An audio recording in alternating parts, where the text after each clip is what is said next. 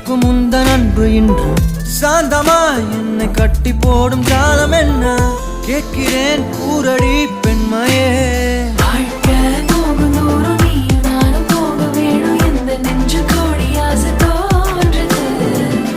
எந்தன் பாதி என்றும் நானும் உந்தன் மீதி என்றும் காதல் காதுக்குள்ள வந்து ஓதுது.